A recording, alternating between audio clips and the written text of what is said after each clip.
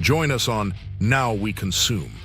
Take in the knowledge, take in the laughs, indulge in the topics with us. The Now We Consume podcast will take you through the parts of your day you normally dread. Why suffer through the existential crisis of life alone when you can do it with us? And now we consume.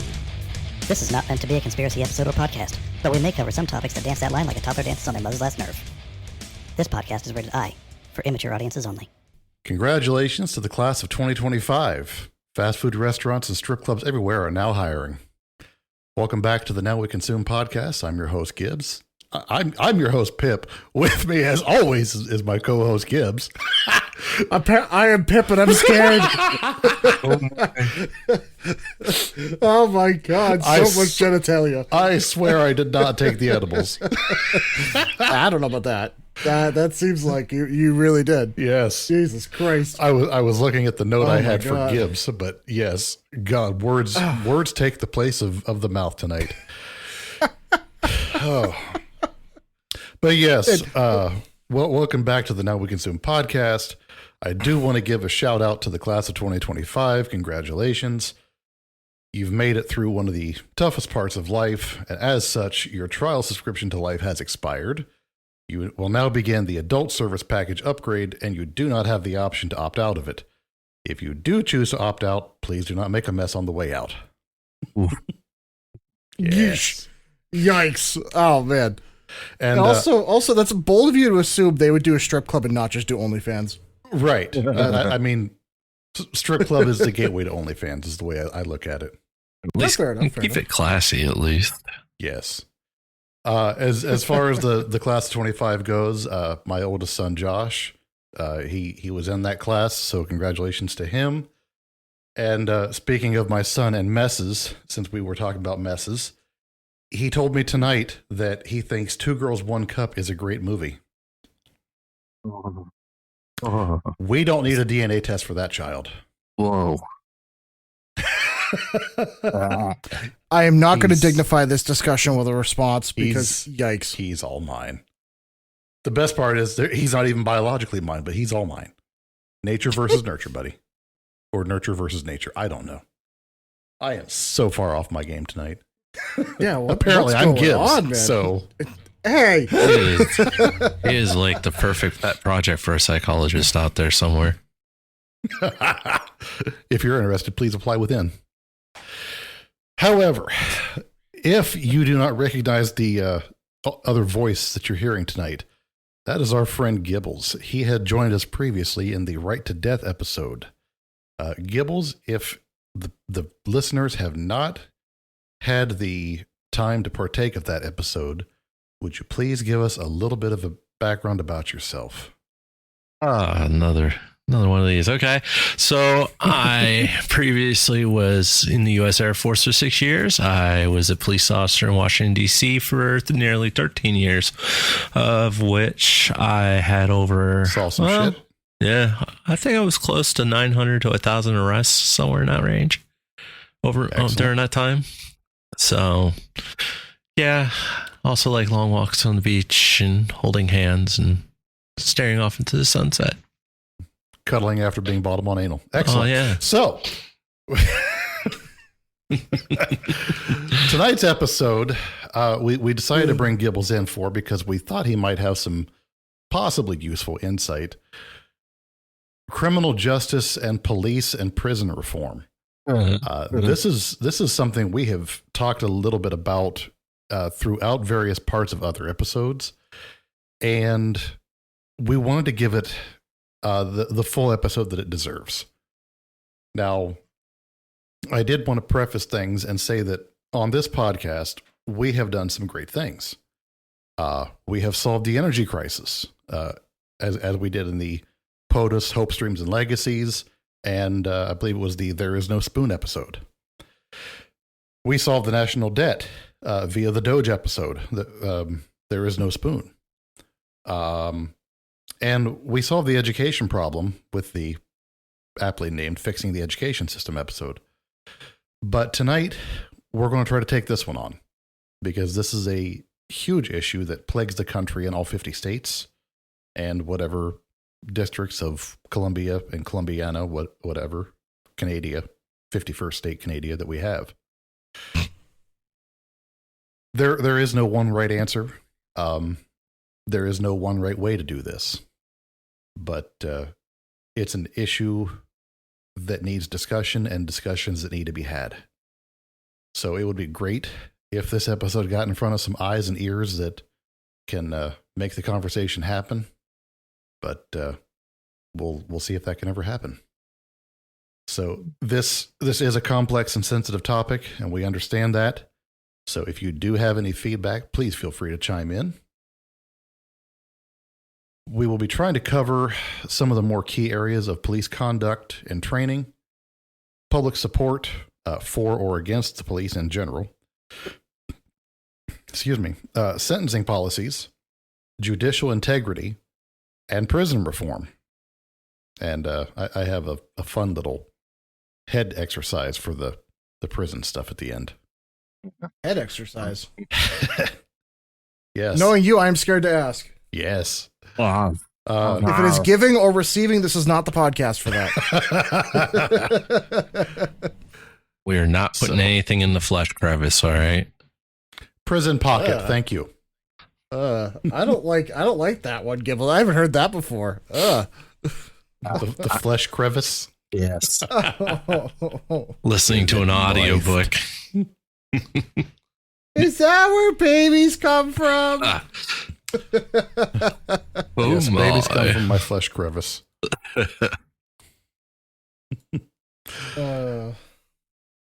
So, Gibbs, did you have anything to add in, or Gibles, did you have anything to add in before we dive into the meat and taters here? I think I would say overall, I would have to agree with kind of the setup that we're giving this, where this is a highly complex topic, and this is something to where I know there's several segments of this where we will be addressing in other episodes that we'll kind of be touching upon. So there might be a couple little things that either we don't get to fully flesh out or discuss. Also consider, I did want to preface that, like, as a podcast or a show, we don't have any affiliations for any either pro or anti-police or corrections or anything like that. We don't have any sort of connections or anything monetarily. I'm only doing that as a disclaimer because if somebody comes at us saying, "Oh, you're pro or against," no, I'm sorry, no, we're just people talking. Mm-hmm. People trying to solve the world one weird podcast at a time. Yeah, sounds good. Yes. Alrighty, so we'll dive right in and discuss the rise of documented police abuse of power. This is something that, thanks to the internet and handheld devices of all types, has been getting documented and discussed more fervently than ever before, because now it can be shown every single day of the week and every week of the year.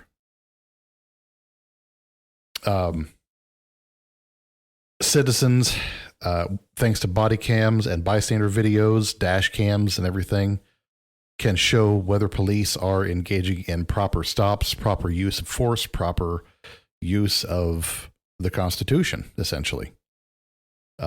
Which is very good. Right. Did you ever have any, what are they, reports or whatnot brought up on you for anything like that? Like you did stuff wrong? Oh, I had quite a few times where, people would complain. It was sent to the Office of Police Complaints, where if a citizen felt that you did something wrong constitutionally, criminally, or anything like that, they were allowed to file a complaint with the city, and it would be basically they would take the time to look to see if you actually did these things. And from an officer standpoint, you were guilty until proven innocent. You weren't innocent until proven guilty.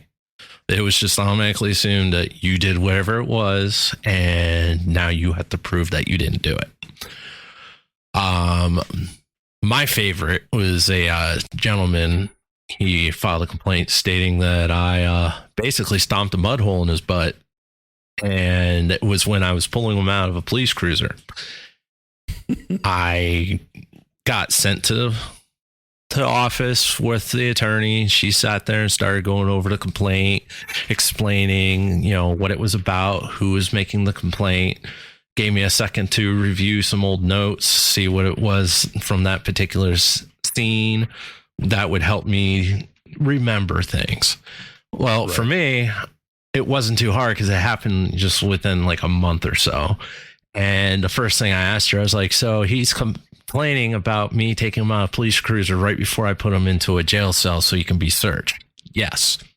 Okay. Did you take the time to watch the video footage that we have cameras that go all the way around the carport, including no matter what angle it is, so you can see what the officer's doing with the citizen? So if the citizen does something criminal, the officer's protected, just like if the officer does something criminal, the officer's, the citizen's protected. And she looked at me like she was completely dumb. So I told her, I was like, all you have to do is watch the video. I got time. So she ended up getting the video footage of it, showed exactly what happened, and I was exonerated and sent on my way. And I just told her, hey, let the citizen know. Thanks for the overtime. Awesome. Yeah. Yeah, that's the nice thing. The body cams and the recorded video don't just show when the police are in the wrong. They show when the citizens are in the wrong. Oh, even if they think they're in the right. Yeah, and let me tell you, the citizens that like to do the cruddy stuff and like to commit crime and all that, they are not happy about the body cameras because they can't lie. They can't get around it.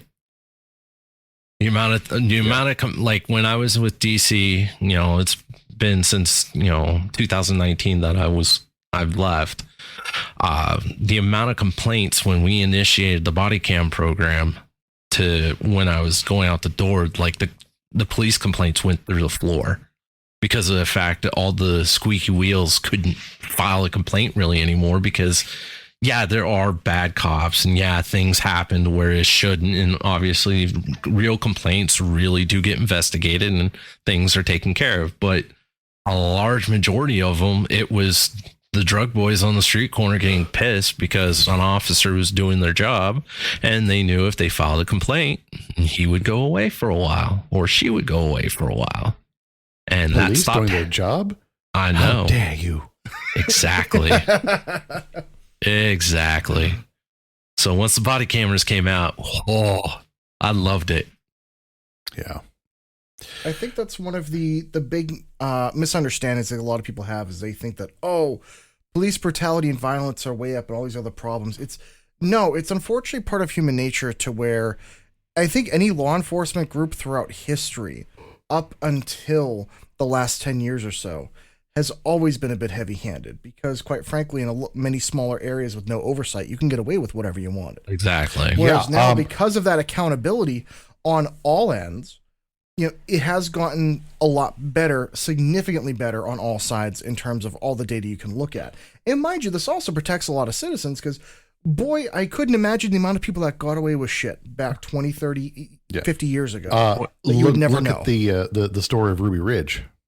Yeah. Oh, yeah. Yeah, that's a whole lot of fuckery that was nothing but a couple of good old boys who were running that whole show. That's all right. Prince George's. Well, yeah, but also, didn't Ruby Ridge happen like a couple of days after some other incident? So there was like something else happened for that to cover up. Geez, I have to go back and research that. We still have to do our episode on the uselessness of 3-letter agencies.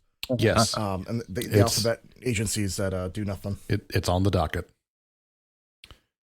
But dude, we when I first joined DC Police, when I went to the 6th District, there was, the stories that were told of what Prince George's County would do out of Maryland because, where the 6th District was and where Maryland was, the high crime areas, officers from DC would find people stuck in bushes or laid out in alleyways and stuff where they would get caught up with the Prince George's County Police. And instead of them arresting the person or just dealing with it appropriately, they would give them the police officer tax, i.e. they beat the ever living snot out of them. And then they would dump them in DC like it was our problem. Luckily, I never found that, but it was talked about heavily when I first joined. So I was worried I was going to be walking down the street and just see some feet sticking out of a bush and some poor bastards knocked out. It's like, well, jeez. yeah. Oh, yeah. And that does go with the lack of, I think, police, and this is still a problem to today, the lack of police accountability in terms of the higher-ups. One of the problems, at least, now I was never involved with law enforcement. I do know some other people besides yourself that were and or are involved. One of the things I've heard about is the people that are higher in the police departments are typically more politicians rather than officers. Exactly. You have the actual officers that are all the lower to mid-level guys, but the top-level people, unfortunately, they're politicians. Yeah. And so they're not really as concerned with the effective policing as much as how the data shows or how things appear to look. Oh, yeah. It's the accountability part, even in our nation's capital. They're more concerned about, like you said, the numbers. They don't care about, what happened down the street corner. Yeah, they're going to come on TV and blow smoke up everybody's butt and talk about how, oh, yes, we totally care. As soon as that camera's gone, it's back to the same old. Let's change, oh, you made a burglary report? Oh, we're going to knock that down to an unlawful entry. It's stupid shit like that. So yeah, body. It seems like there's still a lot of people in the wrong places that are capable of exerting too much influence. And from the last I heard from some guys that are still on, I will not name names, but they taken the body camera program in DC and they have absolutely warped it into something that's a little disgusting in a way. Whereas now, say you're on you're doing your 10-hour shift and there's part of the shift where, there's not a lot going on and there's only so many times you're going to walk the same blocks and for a fact during your shift, during these certain periods, nothing's happening. So you set up your police cruiser in a spot, high visibility. So if a citizen needs to talk to you or whatever, you could be sitting there waiting. And you got officials now who already were treating officers like they were children anyways, even though everyone's an adult. They'll sit there and watch to see what you're doing at that moment. And if they don't like what they see, they'll call you up on the radio and figure out why it is you're not doing what they think you should be doing. Yeah. So they're micromanaging. Nice. Yeah. Oh, yeah. Well, they already micromanaged anyways, but they're taking it to the extreme now. And then not only the fact of that, but say you make an arrest. You as the officer are not allowed to review the video footage from your arrest. So if... Oh, yeah. In DC, when you make an arrest as an officer or you make any kind of contact with citizens and so forth, and then you want to review the video footage so you can make an articulated report correct and factual, you can't do that. It's against MPDC policy to do so. And the Attorney General and the mayor of all people are trying to change that.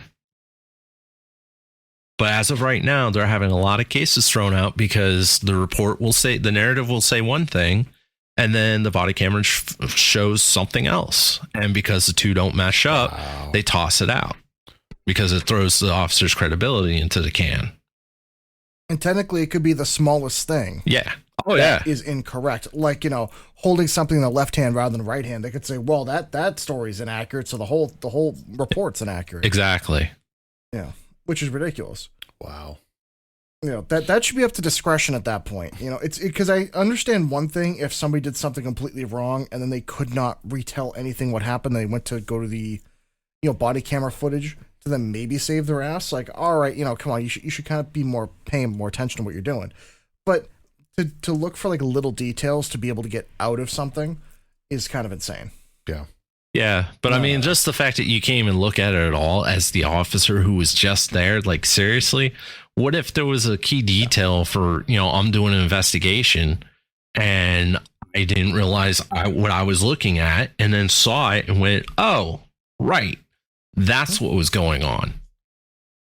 Yeah, of course, you still got to have the argument of, while you're there and you're looking at things, you got to have the reasonable suspicion to figure out whether you got probable cause and all that good jazz. And yeah. I get that part. You shouldn't be reviewing video footage to figure that part out. You should already know what that is. But like I said, it's just like the little things. Like, you walked in a room and Boo Boo's sitting on your left and Shanae's over on your right, things like that. If you don't get certain details right, they're going to be like calling into question your memory. The whole thing's out. Yeah. Wow. Especially if that's, integral to the narrative. That, I'm honestly kind of lost for words just because I didn't know the cops couldn't review their own video. In DC, they can't. Don't quote me for other places, but in DC, you can't. Okay. Well, just that one fact. If that's a policy in any other stations or whatnot or precincts, not being able to review your own video can screw up your whole report, I would think, because if you're in a heated situation, you're not going to be able to recall details. Right. You would then need the video, I would think, to recall the details of, what led to this? I can't fucking remember because I was getting shot at or I was trying to dodge a knife attack. Something. Yeah. I can see that. If they're trying to get that changed, I would support that, I think. Yeah. Yeah, it's one of those rare moments where I'm looking at, Mayor Bowser going, I actually agree with you on something. And that is rare. Yeah. I'm surprised the police union let that go through. I'm shocked. I know it's not up to them, but that should have been something they should have been fighting for all along. Because when I first heard that they were going to start when they first came out the body camera footage program, the union actually was with everybody saying, okay, yeah, this is going to be a great program. Everybody agreed, including myself. And it started off great. And one of the things that the union was specifying is, they're not going to use it to watch you. They're not going to sit there and use this to burn you because of the fact that they want this for the contacts with the citizens. So we have evidence. But within a few months, almost a year, I'd say it was like less than 6 months, they were reviewing footage from officers out on the street, and they were burning officers for cussing, when they went active for, going to an assignment. Like, seriously? You're going to burn an officer because he said the word fuck. Okay.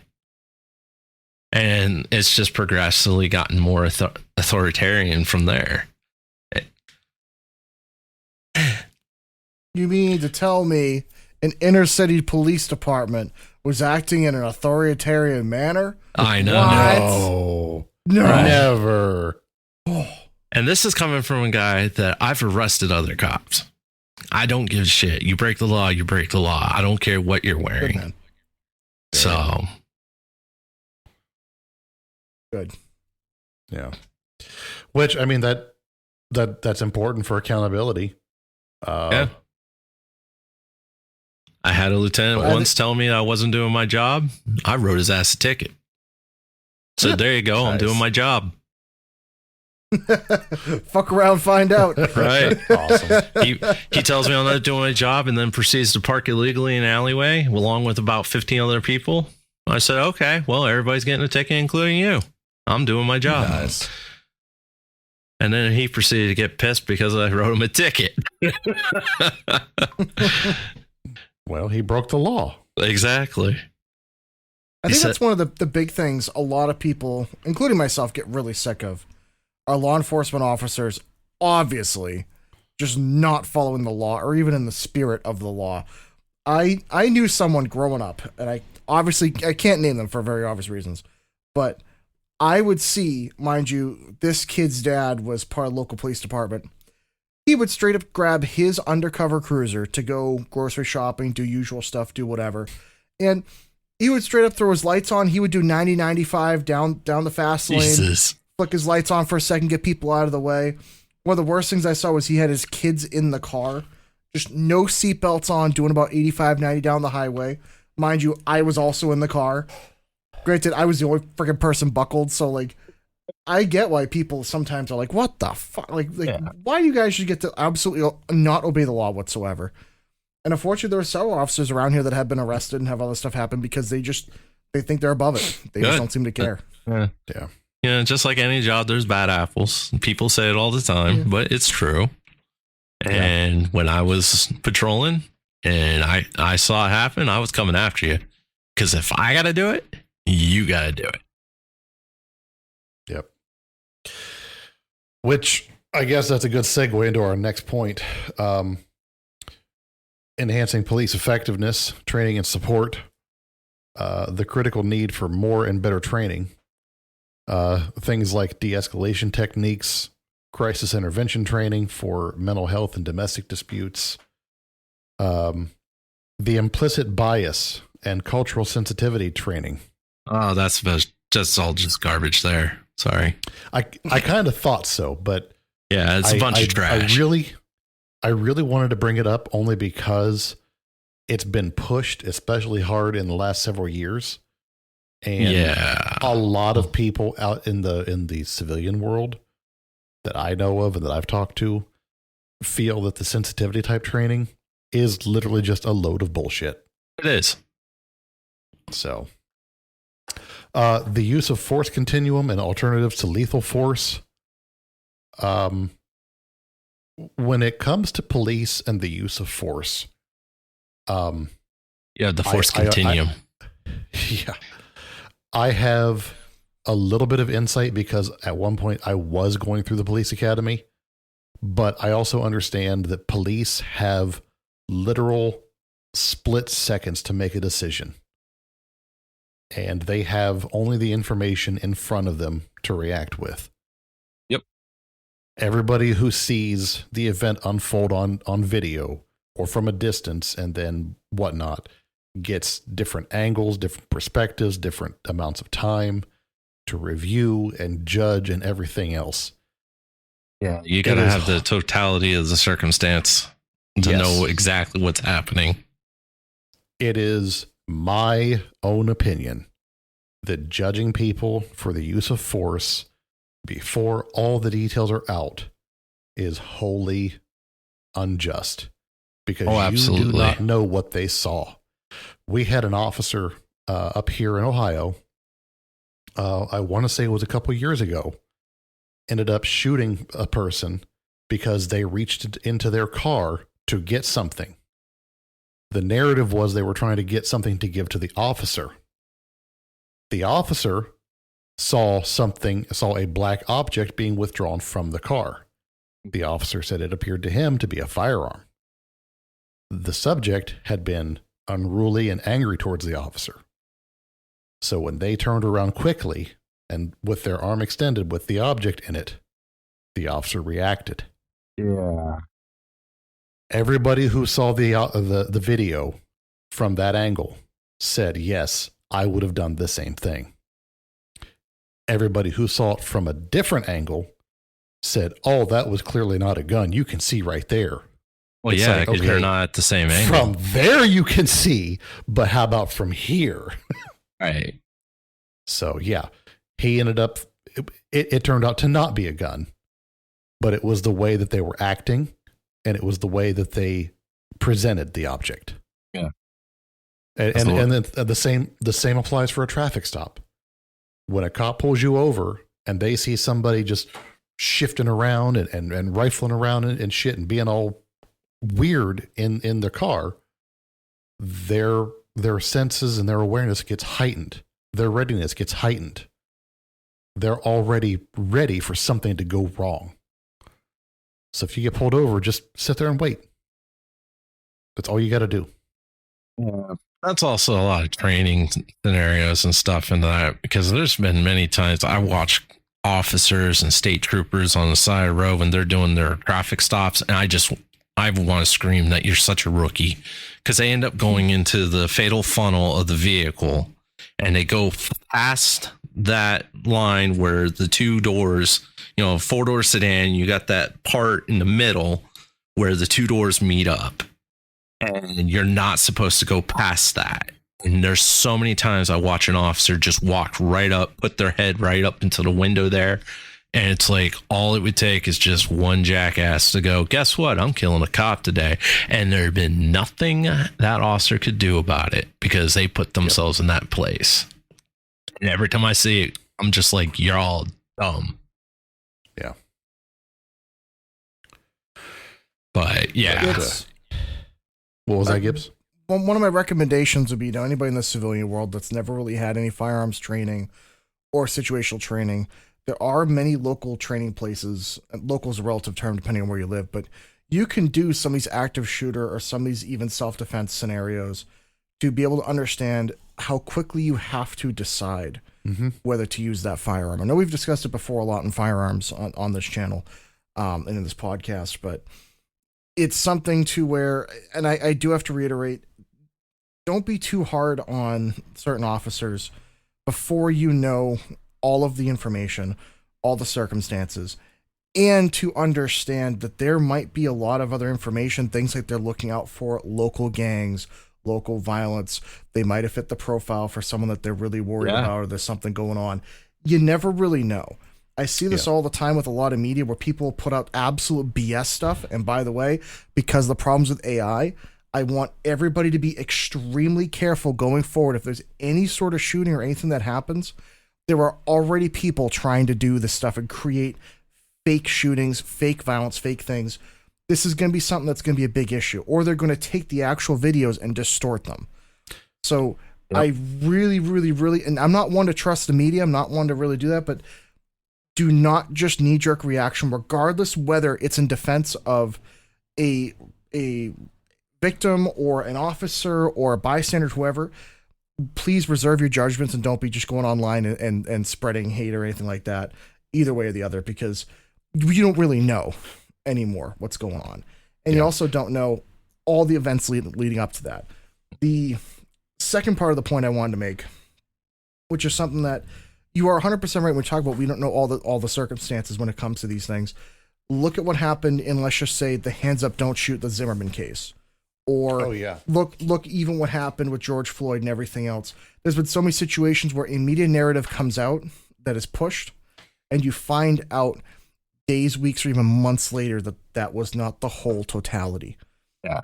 So, and I while it's easy to be, I was gonna say I feel bad for that rookie that was from that George Floyd thing. He was a scapegoat. He should not have gotten toasted. Hit. Yeah. And the sad part is he did what was recommended and trained in that police department. Yeah. That's the sad part, is it could have been any other officer that would have done exactly the same thing. And if you watch the entirety of the police tapes with Floyd, what really stinks is like the dude was on a lot of different drugs. There were a lot of things going on with it, and the police handled it by the book. And what's crazy is it's kind of hard to, it sucks. Sometimes you can't avoid an accident, or sometimes you can't avoid an unfortunate circumstance. Do I think anyone deserves to die or something like that? No, that's not it at all. That's tragic. But at the same point, when a civilian or a citizen doesn't do anything to help their situation, and they force it down to that point, you have to look at it from sometimes the officer perspective going, what else can they do? And sometimes you leave officers with no choice. When you're talking about, hey, if you're being pulled over, like you were mentioning earlier, people being shifty and acting weird, I know it sounds simple, but like if you're not doing anything illegal, and if you're just chill with an officer, I don't know about you, maybe it's because of my like experience and how I'm just like very nice and chill with everybody.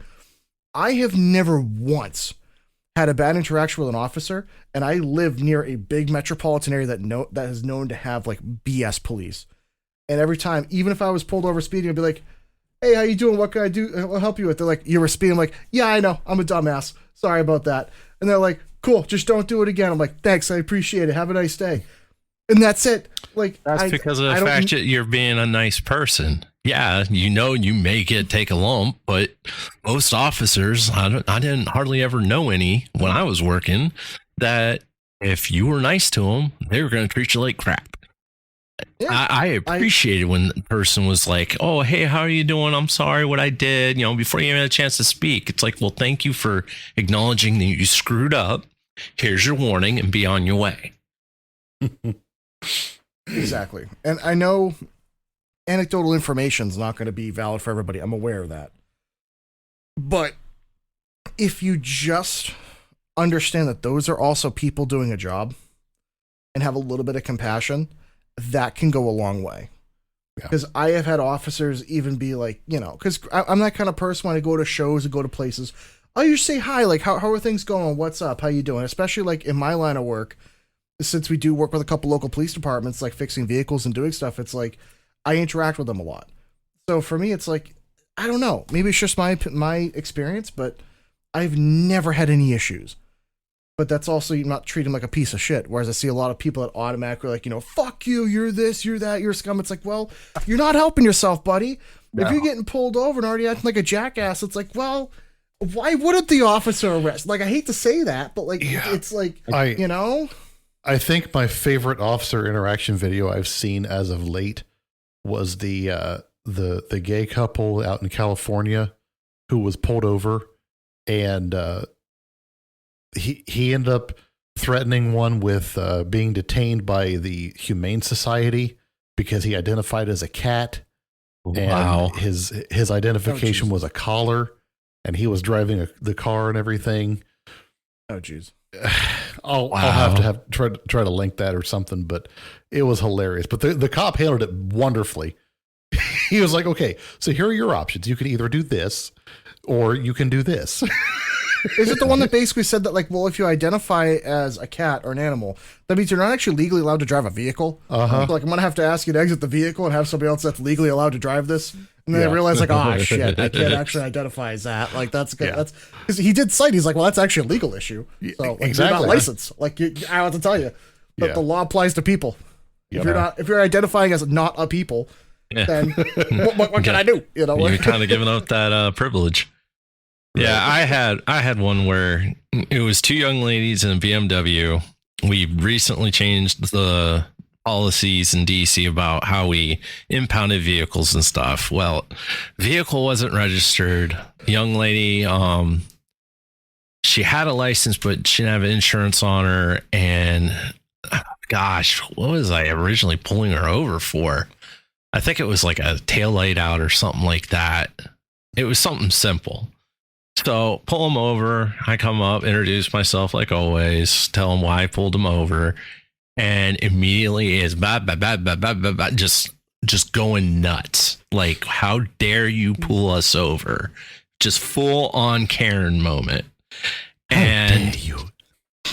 So, yeah, I remember the reason I pulled him over because the tags were janky. So because it was unregistered vehicle, technically at that time, we were able to impound the vehicle and stuff if we wanted when you're going to do documentation for something like that. So it was left up to us, officer's discretion at that time. I don't know what it is now. And she just ran her mouth like, do you know who my daddy is and all that crap? And I was like, no. And you're talking to me like I care. I just straight up told her, like, look, either you cooperate with this traffic stop, you're going to get some tickets. You're going to need to call your father. Maybe we can get something worked out. I'm trying to be the nice guy because, the vehicle's unregistered. You can't technically drive it because it's not registered to be on the road. And they just kept running their mouth, like both the passenger and the driver, both young ladies just got belligerent. So finally I stepped them out of the car, which, according to the Supreme Court, an officer can pull somebody out of the vehicle anytime during a traffic stop for any reason. If officer tells you to get out of the car, guess what? Get out of the car. So stepped them out of the car, took the keys, told them you're going to have to figure out where you're going to go, but you're not taking the car because I'm impounding it. Ooh, they were pissed. It went from angry to spicy. And I kept a cool composure about it because for me it was like, well, I'm gonna have to do extra paperwork. But that's okay because now they're getting a learning moment. They shouldn't have ran their damn mouth. And I was always the one that, if you're nice to me, I'm going to be nice back. You treat me the way I want to be treated, and I'll treat you the same. But if you treat me like garbage, well, there's lots of laws that people don't pay attention to that I can absolutely get you for. Pull a dude over for running a red light. Oh, I didn't run the red light. It was yellow. Oh, you ran a yellow light. Congratulations. It's on body camera. Here's your ticket for running a yellow light. DC, you're not allowed to run a yellow light. Even That's stupid. even if it would be dangerous to break. Yep. It's one of those tickets to where you don't write it very often, because we're looking for red light runners. We're not looking for yellow light runners. But it's there for discretion, like in my particular instance where, the driver's being a smart ass because he already, had a bit of an attitude with me.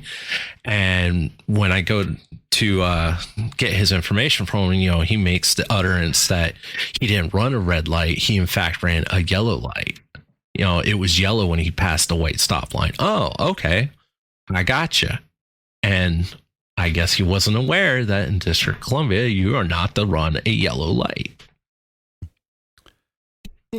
How does that apply to out-of-state drivers?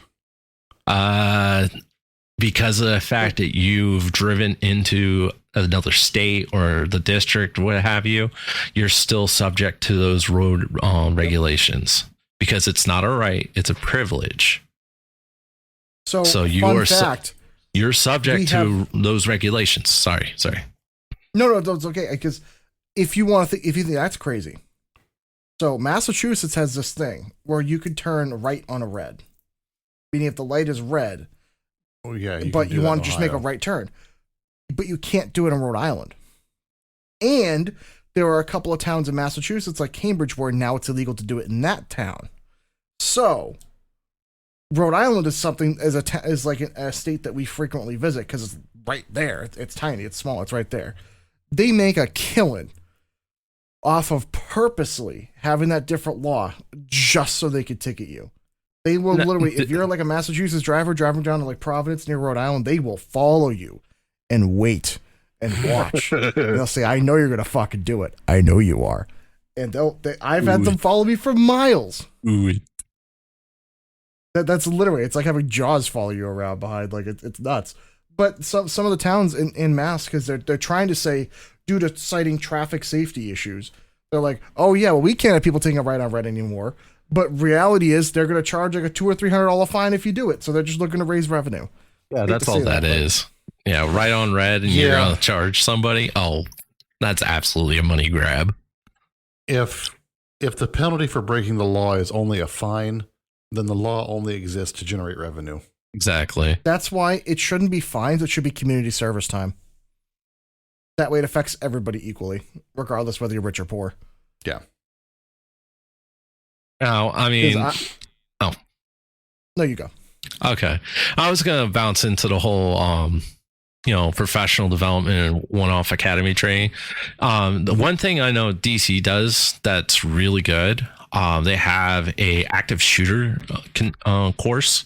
It's a large building with a school, a bar, a townhouse, and then of course the police station area where we've put away weapons, pull out airsoft guns and stuff like that, which they shoot soap pellets. So, and you get training from, because it's also got a four-way intersection with a 90-degree turn on one point, and you can do traffic stops. You're able to do everything under the sun for scenarios, and with that, I feel like we were getting a lot better training with that. So when you have the scenes where, the catastrophe in Texas where, there's an active shooter in the kids' school and then the officers are all standing there with one on his freaking cell phone and they let all those kids die, DC, we're preparing for the worst case scenario. Thank God it hasn't happened. But when it does go down, at least I know for a fact our people were ready for it, because of the fact that we're going and doing room clearings on a monthly basis or yearly basis, depending on where you're working in the department. At least once or twice a year, you're going into active duty, active shooting course. And it's always like different scenarios and stuff. You would think at a minimum, those kind of facilities would be at least one in every state. And that way each county or each town could rotate in and out of doing training there, or like you sign up for it. Or something. Yeah, like that to me seems so simple. That should be a requirement to do that at least yearly, that kind of stuff, and re-qualify for everything. Yeah, I mean, when they first put it up and we were all getting, training, we got like, breaking a door down, gaining access to a building or breaking the door down, and, special doors with like wood clips. So that way it gave that simulated resistance that you would have when you're trying to break open the locked door and stuff. The one thing I always pointed out that will never leave my brain, which it was stupid, funny, but at the same time serious. One of the instructors, when we were going into active shooter scenario, going through the top level of the school, and the one instructor is supposed to be playing the bad guy, and he's got a pistol and he's got a baby doll who's supposed to be acting like a real baby. The officer goes into the room where the bad guy, quote unquote, is, and it opens fire and unfortunately hits the baby. The scenario immediately ends. The instructor is now yelling at the top of his lungs, "Why the fuck did you just shoot the baby?" And I'm standing out in the hallway when it happened, just like, oh my God, only in where I'm working would something like this dumb crap happen. So I walk in there and the instructor's got this kid damn near, or adult, excuse me, kid for me, but he's just damn near in tears because he's like, "Why would you shoot the baby?" And he's like, "But you had a gun." He's like, "But I'm a baby." Oh, God. But it was, just good training and, making people think, to give them the moment of clarity for those split second decisions. So that way, hopefully, if you were to ever end up in that scenario, you don't shoot the baby. Yeah. Well, if you ever watch the movie Speed, you know why you shoot the baby. Well, yeah, but still, you remove the hostage from the equation. Yeah. The problem is all the investigative work, the paperwork, the media attention. Right. Oh, yeah. Why did you shoot the hostage? Well, he could no longer use the hostage. Yeah. It's like you say in the military, you're ready to bend over and take it because it's gonna hurt a lot. Uh-huh. Yep. Yeah, I don't want to be that hostage. No. Which brings us to the importance of better public support for police officers. Yeah. Acknowledging the difficult and dangerous aspect of policing. It is a dangerous job. It is a necessary job. It is one that we all need and we all don't want to have to do. So the need for community engagement and positive police community relations. I would say that's a pretty big, important point there. Yes. Ensuring officers have adequate resources, mental health support, fair compensation. I remember in the other episodes you were here for, you had said the mental health stuff is fairly lacking for the officers, at least in the DC area. I mean, it is lacking. They at least try. There is the 6 appointment program that you have to go through when you use your service weapon. And being the first one is right there while you're out there on the scene.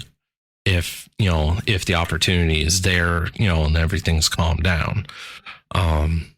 But otherwise, I would think probably within 24 hours of, if nothing else. Yes. Oh, absolutely. Just like whenever you hear on the TV and they're talking about, oh yeah, there was officer involved shooting, the officers are now on administrative leave and stuff. It's not because it's bad. It's because they're trying to make sure the officer is taken care of, because regardless of who it is, it's a traumatizing experience to take a human life. Yeah. Yeah. There's a lot of people out there that think they can just do it. And if they actually think they can, then wait until they have to try. I guarantee you they will freeze. It's one of those things where, and I hope to never, ever, ever have to be faced with that situation. But boy, do you really understand the true value and weight of a human life if you're having to sit there and having to make that decision. Yeah. Like that's not, anybody that tells you it's an easy decision to make, I disagree with them on that one. Well, okay. That's what's the obviously internet? Situation dependent, obviously, because there's certain. Well, yeah. What's the internet safe term? The PDF files. Technically, yeah. They will always be Or maps, technically. Yes, them too. They will always be chipper lubricant still in the flesh. They are they are pre-compost. Yes. I love that HBC or HBL, habitual line crosser, he actually made the character Chippy, the wood chipper. That's great. He made it just for them. But definitely with more support and resources, definitely has to be training. Oh God, yes, training. Training has got to be the big thing, as well as this is something else I know we spoke about maybe making it so the officers have a little bit more time in terms of being able to take some time for not only training, but catch up on paperwork, maybe having one shift a week where they spend a little bit more time in the station and less time being stressed out and about. You know, maybe just having it to where there's more of a balance with it. Because don't get me wrong, I know a lot of officers that like to make a ton of money and work a ton of hours, but to be honest with you, the more hours you work, the less likely you're going to be able to make, smart decisions or informed decisions being out there. Yep. And if you're effectively judge, jury, and executioner, you better be on your A game as much of the time as you can be. So, yeah, if anything, I'd advocate for hiring more officers so the officers that are there still get paid well, but don't have to be as stressed as many hours. Yeah. Yeah. I was going to say, especially if we make the dystopian shift into the Judge Dredd timeline. Oh my! Oh God, no! No, I am the law. No. No. Oh God, no! You have been judged. Oh Jesus! Yeah, if they're going to hire more officers, they need to be less like my department was, and let's put the same name down 3 or 4 times on the hired list. So that way we can say we have more officers than we really do. No. Yeah. No. Dude, people should get arrested for that shit. What? Yeah, I saw the Excel sheet before I got, medically retired, and my name was on there like 3 times. I was there in triplicate. I was like, where are my clones at? We need to work together. Clone bone. But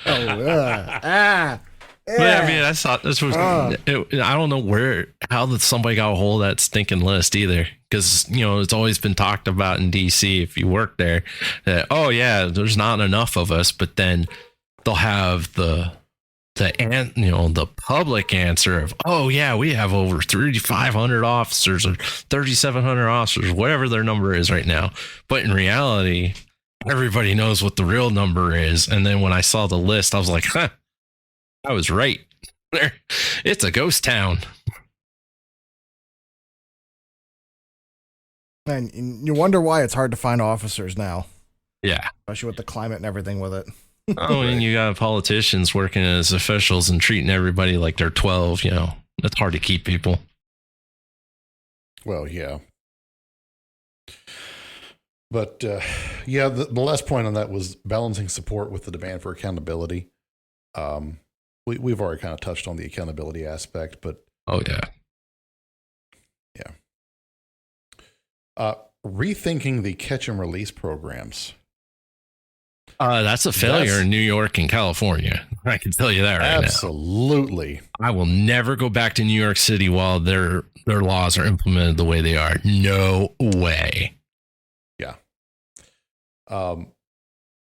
So the catch and release, as it's commonly understood in the criminal justice situation, they literally will get you out or get you while you're doing the crime, realize they don't have the space to bring you in, slap you on the wrist, give you a fine, give you a court date, and say, all right, we'll see you there. And then it's maybe you show up. Maybe you don't. Well, come on. Like in New York City, you could sit there and rob somebody at knife point and be back on the street before the officers even finish the paperwork. God. And be doing it again. They had somebody doing crap like that 5-6 times in one 24-hour period and never held them once because it was a misdemeanor. I will never forget 2 years ago, there was a guy that was arrested for shoplifting and he had 27 counts. 27. Yeah. And it wasn't justifiable to keep him in jail. So they said, well, your date is this day, about 3 weeks from now. We'll see you then. And as an officer, I'd be on fucking suicide watch if I arrested some dude 27 times and the judge kept letting him out. I would question my own sanity. I'd be like, are you kidding me? Are you I would kidding? Arrest the judge at that point. Dude, there's so many judges that need to get freaking held accountable for their bullshit. I mean, at some point, I started looking at the arrest like a bingo card. What else is this person going to do this week that I'm going to end up having to lock them up for? Because the citizens already know that they're not going to do anything about it. The odds in D.C. that you commit a crime that it's even going to get papered anyways are pretty freaking low. So you can commit crime and have a good chance of not getting prosecuted. Oh, and then if you do end up before the judge, are they going to find probable cause? Because again, with the body camera issue, does it match up to the narrative? No. Well, guess what? Now it's thrown out. So now your odds have gone up even more. I mean, at this point, it's like, why follow the law when nobody's going to enforce it? Except for the low level law enforcement officers. But even then, like you said, Gibbs, I mean, at some point, you're just going to say F it. Now, that's part of the issue, and I've heard that from numerous officers being like, this is fucking stupid. Like, why am I even doing this job? And that's why, unfortunately, if you see it in Boston, because Boston is a sanctuary city, you see what ends up happening, the amount of people that, up until recently, they would just let shit happen, because they're like, what's the point in arresting them? They're just going to walk. Yeah. It's just going to be paperwork for me to file. Why would I get out of my cruiser where I'm comfy in air conditioning and arrest this guy who's just going to walk 3 hours from now? Or I just stay here. Yeah. And I hate to say it, but like, I can see why they're doing that. Oh, yeah. Plenty of times when I looked at a citizen when they get mad at me, like, oh, you're just messing with me because my skin tone or race or whatever. And I'm like, you think you're special or something. Honestly, I'm getting paid the same now as I was when I was sitting there playing Tetris on my phone in an air-conditioned environment. I'd rather be in there right now than dealing with your stupidity. But because I have a job that I have to do at some point, I have to deal with you.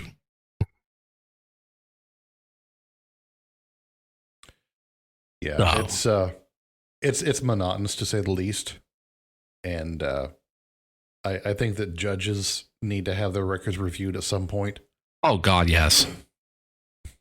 I mean, that one lady out west that she let an illegal alien go out the back. And, she got hers finally. Finally. And then she's claiming that she has immunity and she shouldn't be arrested. It's like, bitch, please. No, ma'am. You committed a crime when you weren't even on the bench. Just because you're a judge doesn't mean you're immune to the law. She committed that crime while she was walking the hallway. Yep. It doesn't matter where she is. She is a citizen like anybody else. Yeah. She's aiding and abetting and obfuscating the law. Don't do the time if you can't do the, you know what I mean? Don't do a crime, you can't do the time. That's right. Fuck around, find out. I don't have to tell you.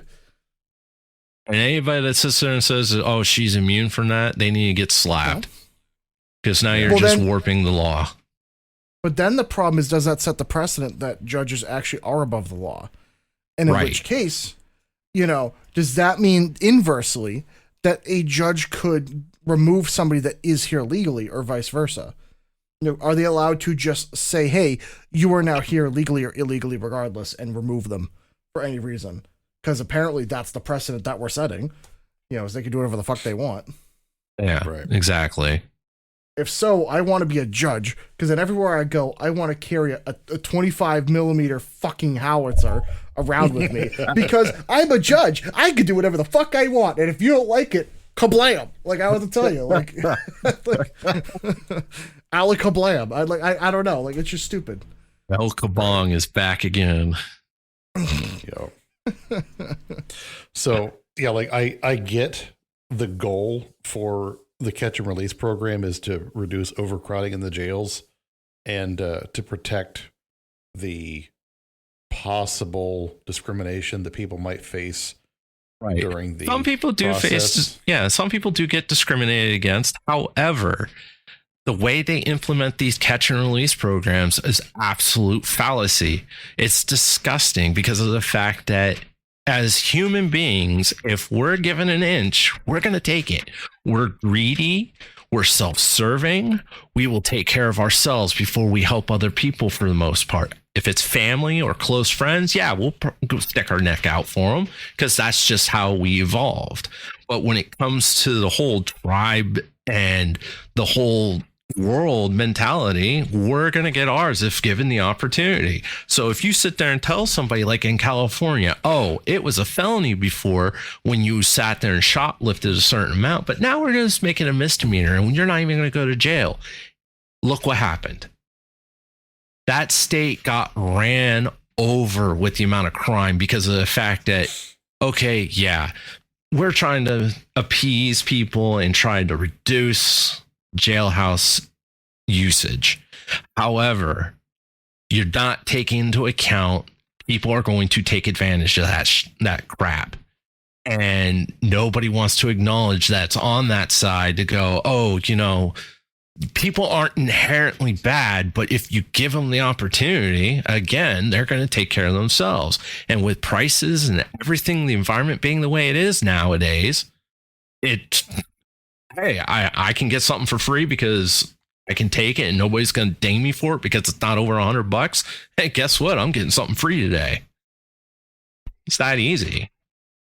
It's the classic case of if they actually enforced the laws and penalties and they actually arrested people when they broke the law, you wouldn't have overcrowding in jails.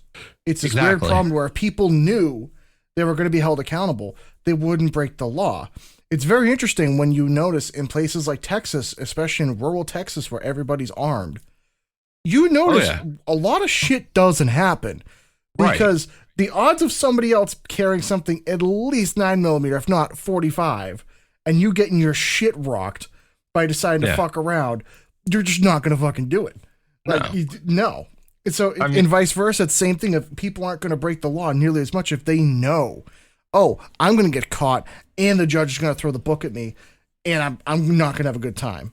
Exactly. So if they actually enforce the law, they wouldn't have to worry about overcrowding.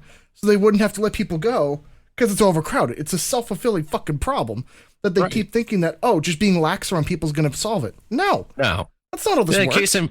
Case in point, I was sitting in court the one day, shocking, and in between trials, I had this gentleman that was there because he got arrested for riding unauthorized motor vehicle in public space, i.e. either a ATV or a motor or dirt bike or something like that wasn't registered for public use on public space, like the road.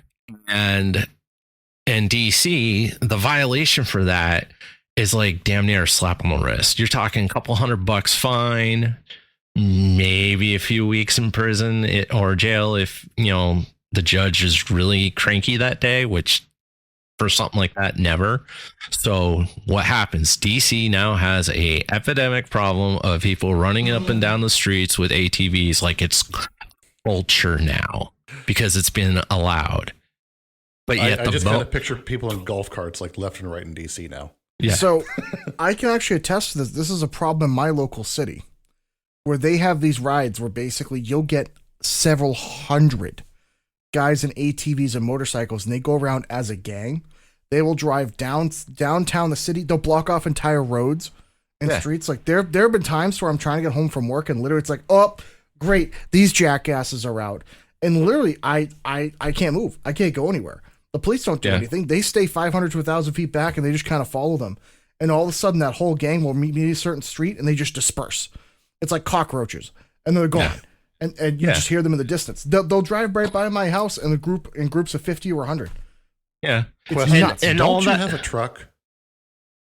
Yeah, I see where you're going with this, but here's the problem. I'm always going to be in the wrong if I do that.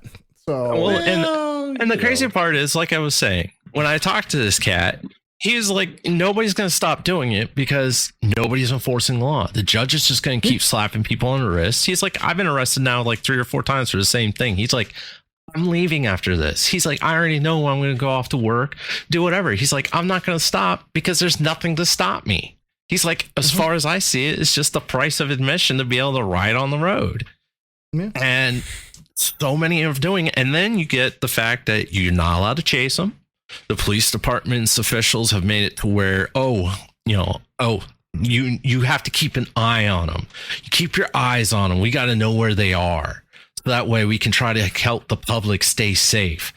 If you took the time to arrest these fools and actually held them accountable for what they're doing, you wouldn't have to do that. Just saying. Do you want me to give you the part 2 of this whole problem? So ever since COVID, because Boston and my local city is registered as a sanctuary city, that means if you identify as somebody that is asylum seeking or is a victim or something like that, or is not a citizen, and you do this stuff, they don't arrest you. There's nothing they could do. Interesting. So they just do it. They just do whatever. It doesn't matter. They are not beholden to those laws. Yeah. That's a good bit of information to have in your back pocket. Right. Just be careful in sanctuary cities, my friends. That's all I'm saying. It's a pain in the ass. Exactly. All right. I have to go, gentlemen, unfortunately. Oh, good. All right, man. Well, thank you for hanging out with us while you could. Yes. We'll keep the show going, and we'll finish up. But I do appreciate you taking time out of your night to give us your input where you could. Yeah, no problem. All right. Until next time, guys. All right. Have a good one, man. Absolutely, man. Thanks. Mm-hmm. Yep. All right. So we can pick back up. Where were we? Public concerns. With him, we had already kind of talked about a lot of this. I had the potential for reoffense while awaiting trial, the perceived lack of consequences. He was literally just talking about that. Yep. And then the impact on victim confidence and community safety. Literally everything he was just saying. Oh, yeah. If there's nothing to deter people from not doing the thing, they will continue to do the things. So that takes us right in to sentencing, penalties, and judicial integrity. I know a little bit ago I was talking about the judges. So stricter penalties for some crimes. I know your head's about to come off your shoulders. You're shaking it. So go ahead and take this one. Yeah. So here's the way I think about it. If it's a crime with a victim, any sort of violent crime, something like that, the penalties need to go way up. And yes. I think people need to actually be charged with these crimes. And here's the thing. It doesn't just need to be that you are kind of locked in a cell. I do feel like there needs to be some sort of method to where, and this gets into the prison system a little bit, to where you should also have to do physical work or some work of value to repay those that were affected. It should not just be the case of the state paying the money or something else. No.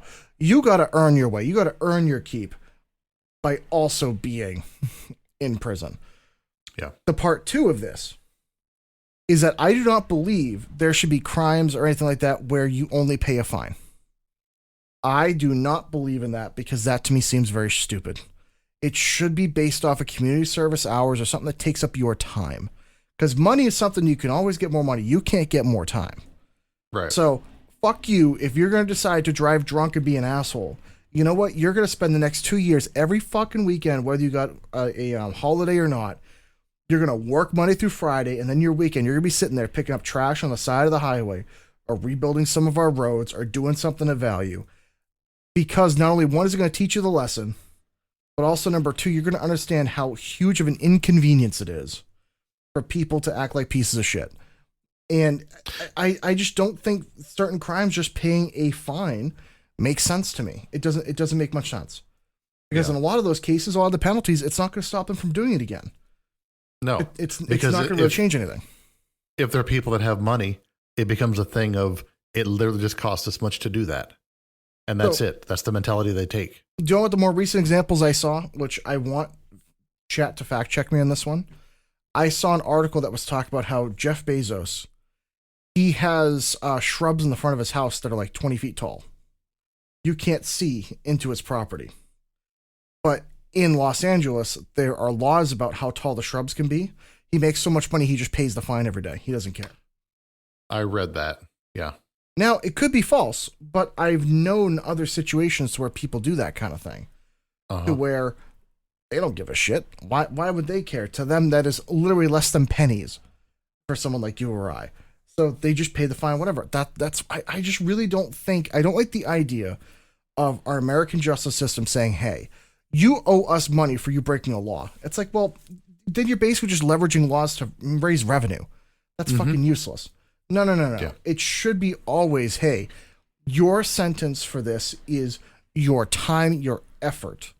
You have to do something to make the community better than before the crime you committed. That's how it should work.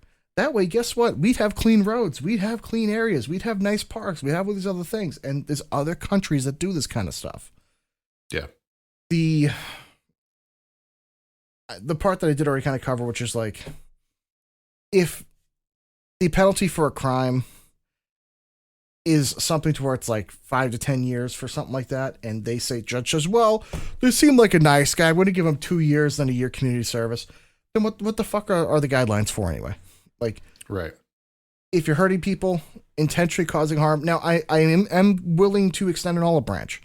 I think your first offense, even if it's a minor violent crime, I'm willing to say, hey, maybe if you kind of get your act together, do some community service, seek some counseling, do some stuff, I'm willing to give someone one chance to get their act together. The second time around, no, throw the book at them. I'm sorry. Nope. Yeah. You didn't learn your lesson. Especially if it's something as selfish things like drunk driving or something like that. But if it's any of the, how do I say that's appropriate? Any of the worst crimes you can think of, cough, cough, any of those ones. No quarter is given. No. Yeah. No. Nope. Yeah. The ones that involve basically sex crimes. Yes. No matter how you spin that, any kind of those. Yep. Oh, the only way I could think of is if it was something like it was like some sort of weird misunderstanding or there's some legal bullshittery. But even then, that's like 0.001% of the time. You know what I mean? The guys that get drunk and take a leak behind a dumpster out in public. Yeah, something those guys end up on a list. See, that's not in the spirit of that. Yeah, I agree with that. That's not in the spirit of the law. Like that to me doesn't make sense. Or like someone I know, not close to them, but I know of them, that they got put on a list because a woman lied to them about their age. And so when they went out with them and have a little fun, they're like, oh yeah, by the way, I'm this age. The parents got involved. He got, sued and all that and arrested. And now he's on a list. And it's like, I always felt bad for the dude because like he fucking lied. Like it was in text messages and everything by a year. But the judge said, well, that's no excuse of the law. And you got fucked. Yeah, that's horse shit. So again, it's one of those things where it's provable. But some judges, and that's part of the problem. Is it's up to their discretion for some things. I knew of a situation once where a guy had gone to a bar. Mm-hmm. It was like a 21 and up bar. Mm-hmm. Met a girl. They hung out for a while. They did things. Yeah. And he ended up getting hit with some shit. Turns out she was only like 19. And she was illegally there? Not 19. She was 17. That's what it was. Oof. So she was way underage. How'd she get in? Fake ID. Oh, well, then he can't be held accountable at that point because, like... Well, according to the law, he could. She even went to court trying to just or defend him, saying, no, my parents want this. I don't. I lied. I used a fake ID, brought the fake ID, and was like, this is what I did. This is what I used. This is how I dressed. This is just my parents trying to control me and make my life a living hell. Oh. And the judge was like, well, the law's the law. Mm-hmm. Which it's like, how is that fair if you're at a club that cards, the bouncer didn't do their job appropriately, or if they did, the ID was really good.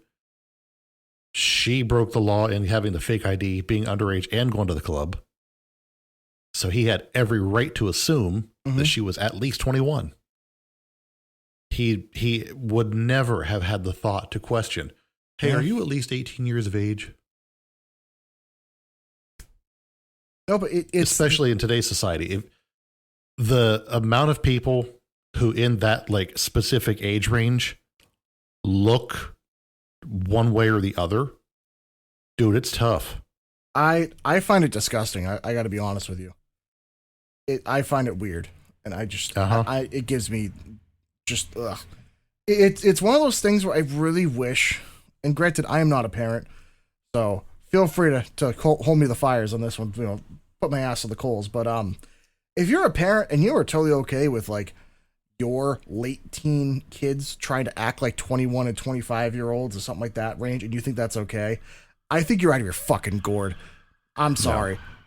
The amount of shit that I see younger kids, particularly usually younger girls, fucking posting, it scares me. Like again, I love my little sister to death, but I've seen like what she shares from some of her friends. On occasion, she'll like share a post, something like that. I'm like, Jesus Christ, what the fuck is wrong with y'all? Like, no, it just, and again, you know, call me crazy, call me whatever, but it's like, why are parents okay with kids acting like that? I don't understand. When they not only do not understand what they're messing with, and have no idea, they're not mentally developed enough to understand kind of what's going on, but they also don't understand legally that regardless of whether they're in the right or they're in the wrong, they can fuck up someone's life, and there's no way around it. Well, you said the key word there. They can fuck up someone else's life. Yes. If they don't fuck up their own life, I don't think they have that level of care. But that's insane to me. That is something I have seen in this younger generation. But we're kind of getting off topic. I know. We do that's a discussion for the how fucked this generation of kids is. That one's still on the burn. And you know what's even going to be greater is I bet you the next generation of kids are going to be even worse. It's just going to keep getting worse, man. Just you wait. You think this is bad? I don't want to live on this planet anymore. Just wait till the generation of kids when your kids are having kids, and then all of a sudden you're going to realize, like, wow, we have a entire generation of kids that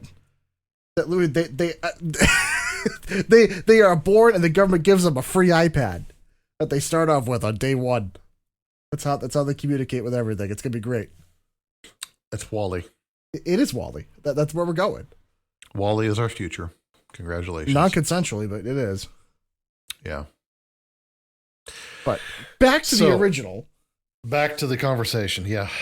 Yeah. So it's not the Now We Consume podcast without us having a sidebar. That's all we are sidebars. That's really what it is. Sidebars and foxholes. Exactly. But I would agree with you. Made a point of ensuring proportionality in sentencing. And I think that was kind of what we've been talking about to where. Yeah.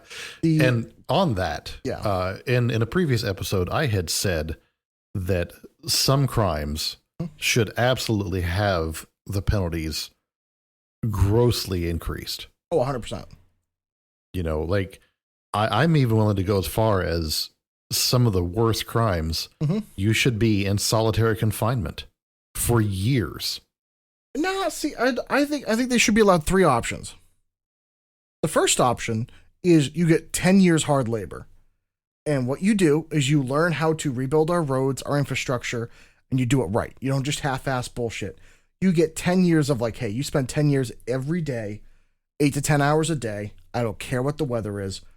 you're out there shoveling asphalt, shoveling dirt, painting lines, painting roads, stuff like that. Option 2, which I agree with you, or we do the solitary confinement, where basically you have a small little job that you do.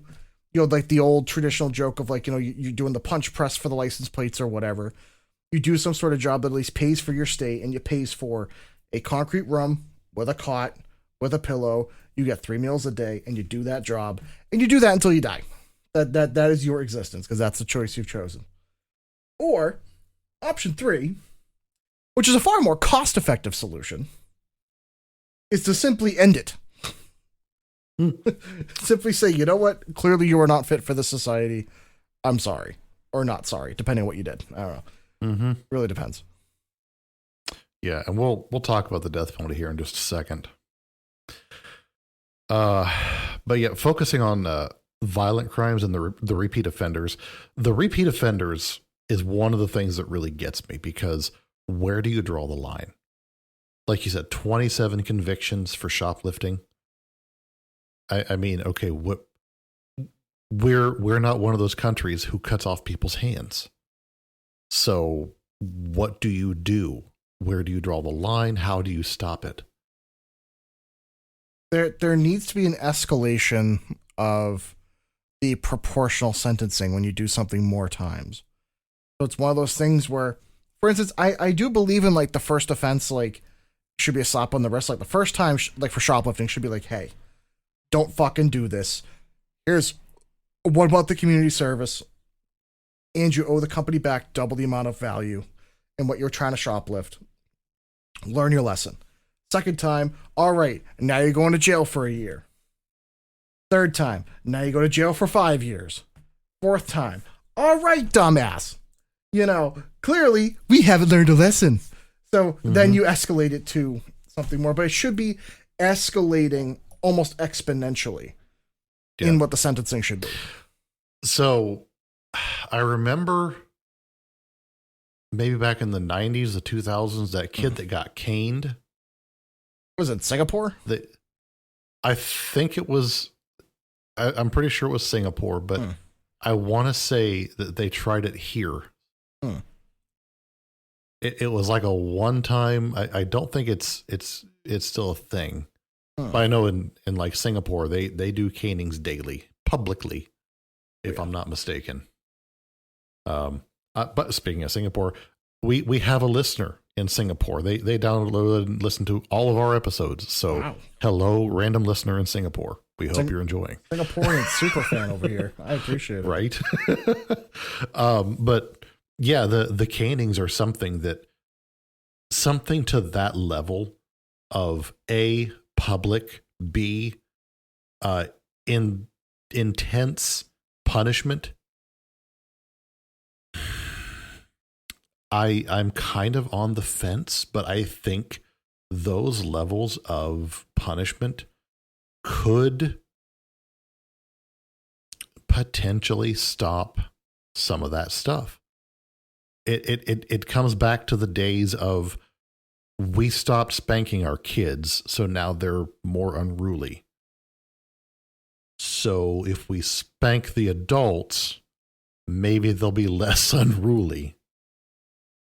Now, some adults might like it. I was going to say, you're barking up the wrong tree with that one for a lot of people. But it just has to be done in a way that will not be enjoyed. You have a lot of weird people being like, so am I getting arrested? Cane me, daddy. Arrest me, daddy. Give me the cane. So it's... Your punishment is caning. Yes!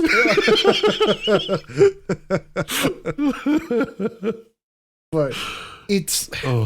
I do agree that there has to be some point to where the punishment should be enough of a deterrent. But also at the same point, I do think there are some people that maybe don't understand that certain crimes are crimes. So we got to have a little leniency for the first time. Past that, nah, Chief. No. And I would agree there are certain things that also, like, not for nothing, I hate to say it, but like public humiliation can be a very effective strategy for certain things. Right. Like there's a reason why the stockade was effective for quite a while, like the public stocks where you just got, Yep. which also turned into a thing. Oh. Now bed frames have those.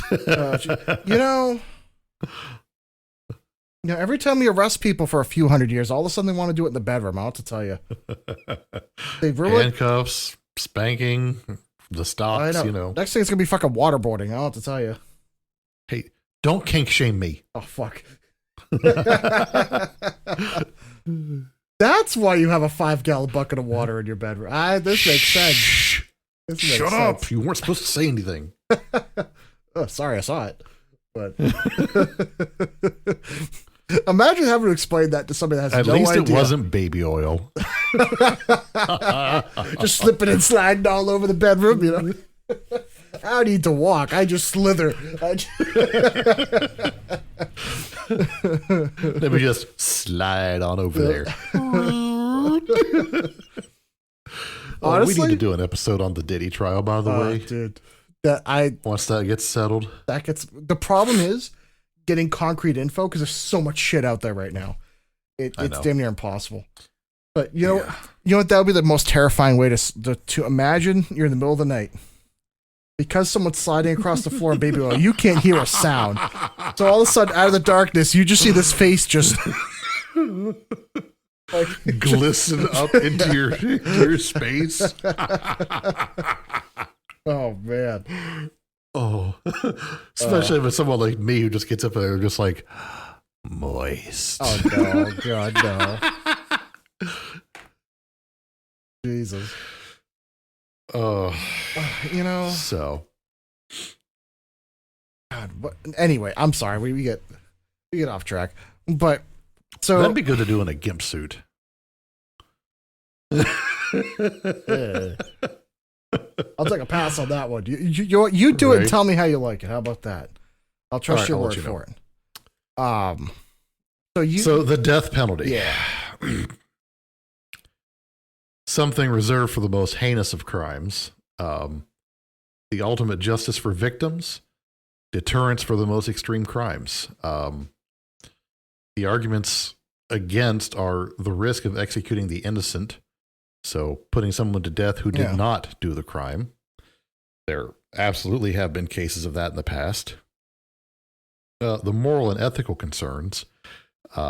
Is it just to take a life for somebody who took a life?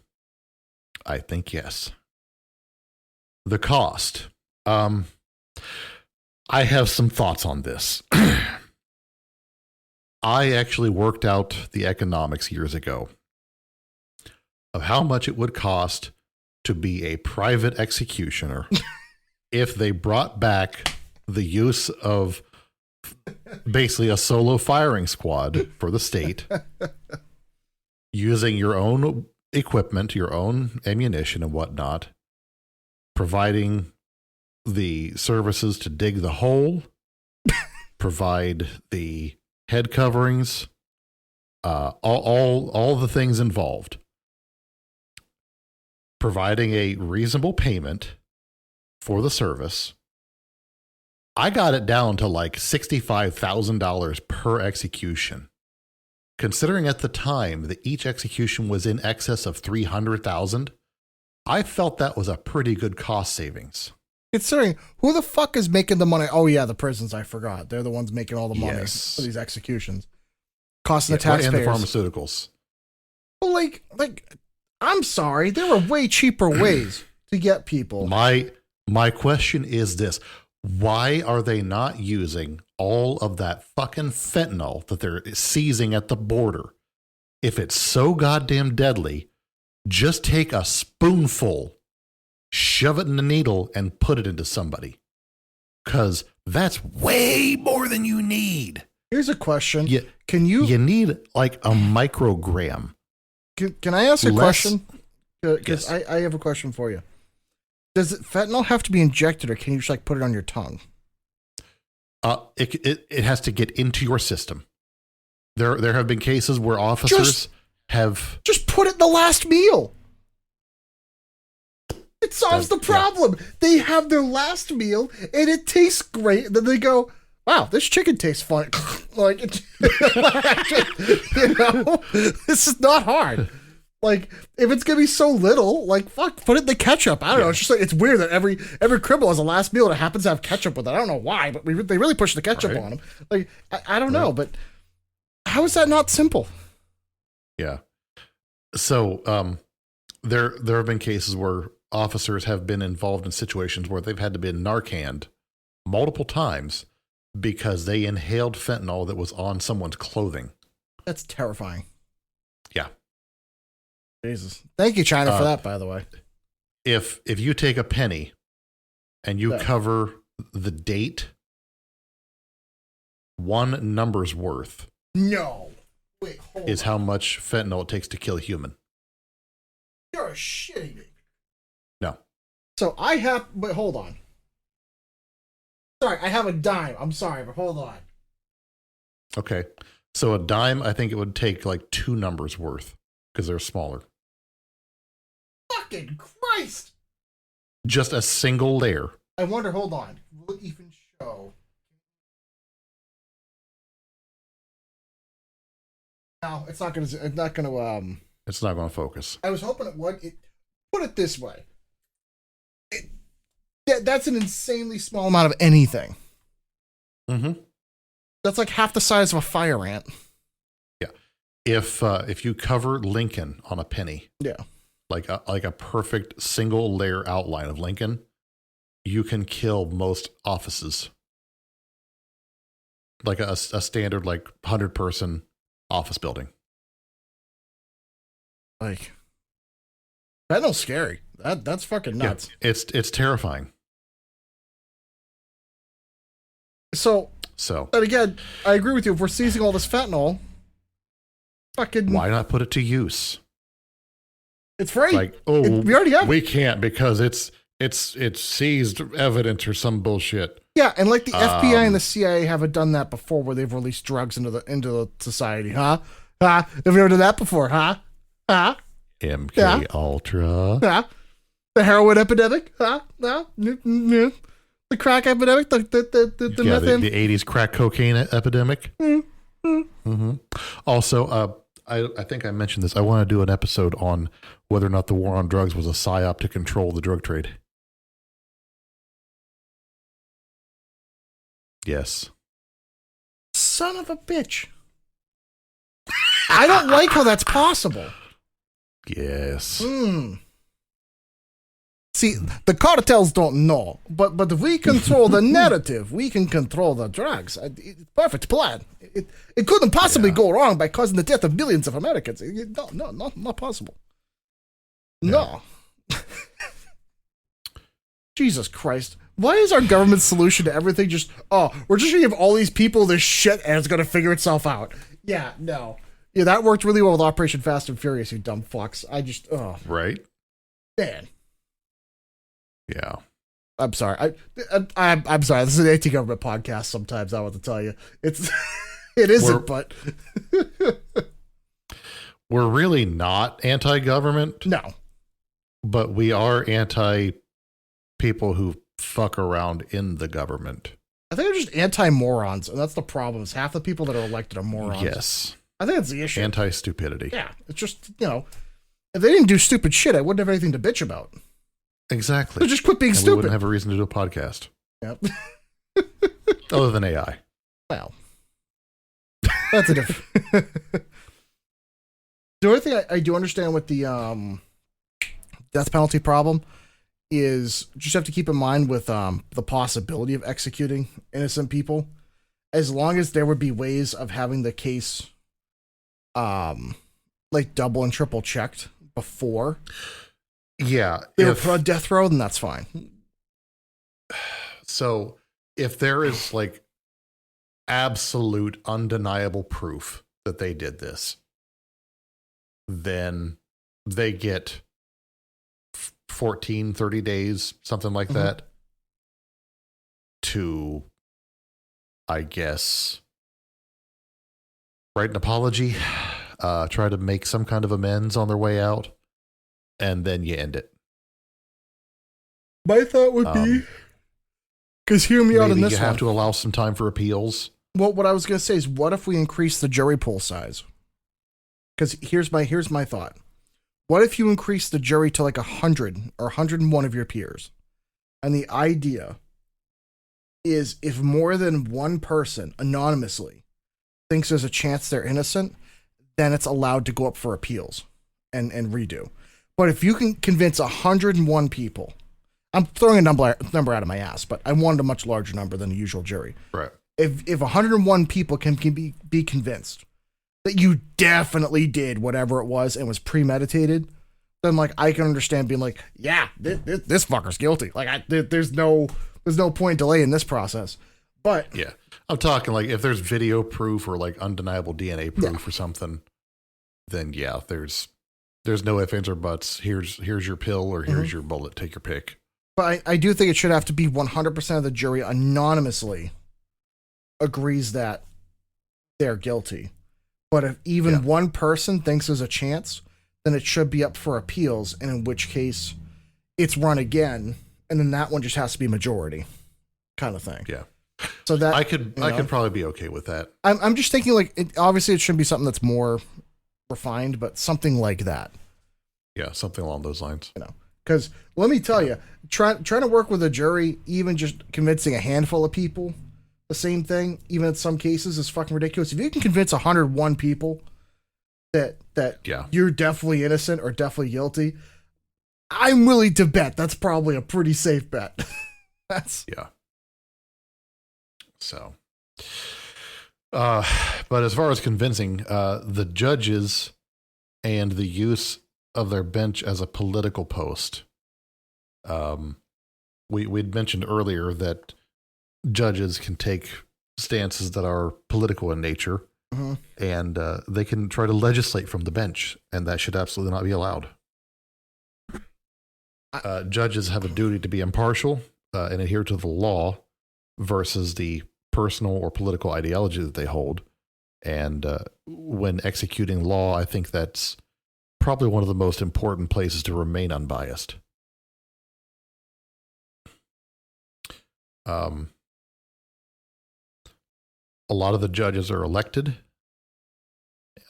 Some are appointed, and I'm not so sure that I like, me personally, the appointment system, especially if it's a lifetime appointment. I don't know that the Supreme Court should be a lifetime appointment. No. The fact that it is, and it has such loose restrictions once you're in, I'm just not okay with that. It just leaves the door open for corruption. What it should be is I think Supreme Court should be 12 years. 12 years at maximum. Yeah. With the idea of you can retire anytime during that point. Lower courts, so like the big district courts, should be 8 years. Then local courts should be 4 years as a judge. So that way the idea is no matter which transition of power from which party or whatever's going on, they can't just clean sweep anywhere. Yeah. The idea is that it's always changing. And the reason why I think Supreme Court being 12 is really important is because if you think about it, 8 years would be every transition of power. So 12 would be at the midterm of every power. So that way, if that, current administration is doing well and people agree with it, hey, they might stay in or they might get reelected in that position. But if they're not doing well, they might get ousted. So that way, if it is a political appointee, regardless, there would be people constantly coming and going, which is where it should be. Yeah. So, but that's just my opinion on that one. But like, it should just be fairly obvious. But I don't think that the general public has a very high level of faith in judges overall, just given they're so untouchable. Yeah, and the thing is, they should not be allowed to put their own personal politics involved with it. It should be purely based on the spirit of the law. They're not there to make the law. They're there to interpret the law. And that line has been blurred for almost 100 years now. And it's a damn shame. So that's something to where what should be happening is part of the Supreme Court's job should be to look into judges that are purposefully and knowingly not following the spirit of the law or purposely obfuscating the law in a way that benefits themselves personally or their own personal beliefs rather than what's right by the law. So, Right. or at least above all, what's right by the Constitution. Right. Yeah. Be gone.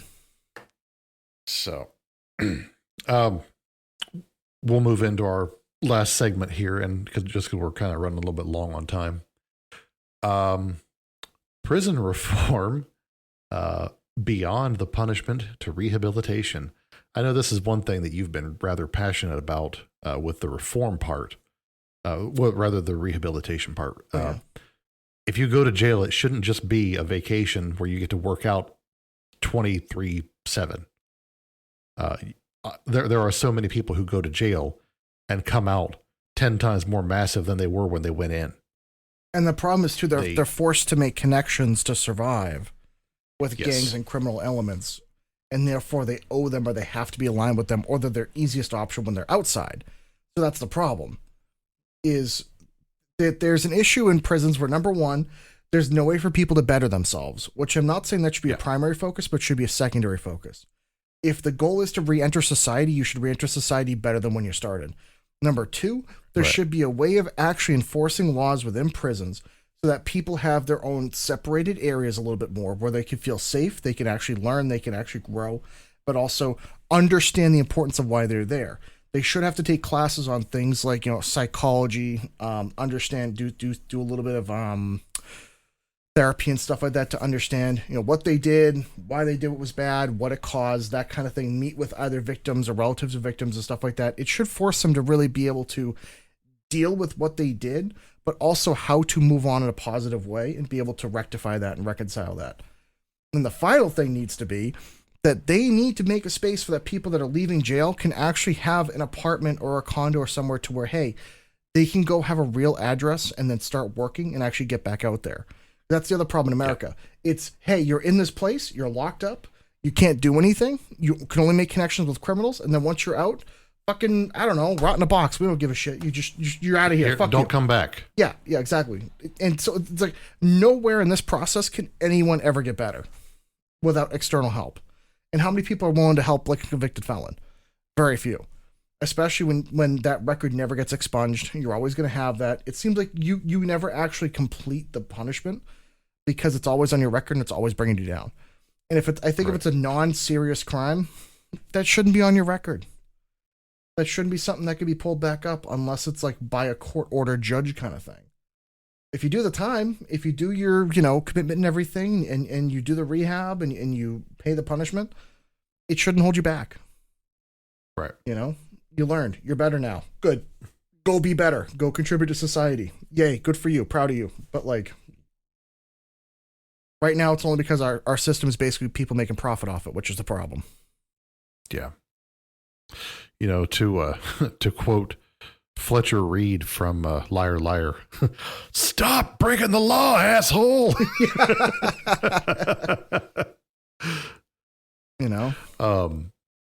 If there's nothing for people to look forward to in jail, it gives them less of a reason to be okay with going to jail.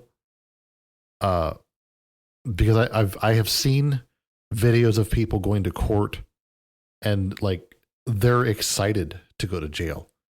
I remember one guy walking out of the courtroom with the bailiff. He was yelling out, "It's okay, I've got my people in jail." Or there was another guy, I saw an interview. He was being interviewed by some people. I forget what the hell it was for. They were like, are you concerned about if you go to jail? He says, no, I already know 24 people that are there right now. So when I get to jail, I'll have friends and family there. They're not scared to go. That's an issue. They know they're going to get there. There's people they know. They've got meals provided. They're going to be okay. It's probably an upgrade for a lot of these people. And the sad part is that shouldn't be the case. But until we make a system where the hierarchy is based on your progress in getting out, rather right now it's a hierarchy of violence and control within the inmates. And unfortunately, until that's broken, nothing's really going to happen. But unfortunately, with the prisons being a for-profit system, they have no incentive with that. They don't care. No.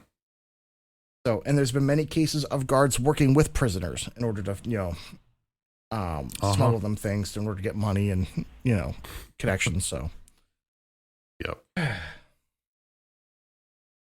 shame. Yeah, guards get taken advantage of by some inmates, and they Or sometimes the opposite. they get into a bad spot sometimes. But definitely making the prison a place of correction and re-entry into society is a priority that needs to be made. Yeah.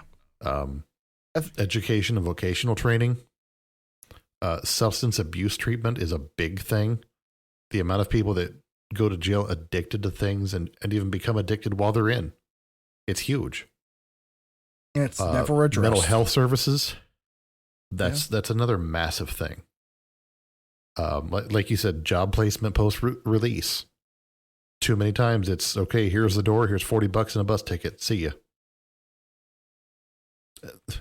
Like here in my town, we have a big jail for the county, and we take people from all over the state. When they're done with their term, they just get walked out the front. And then there's a huge homeless population here now because a lot of it is them.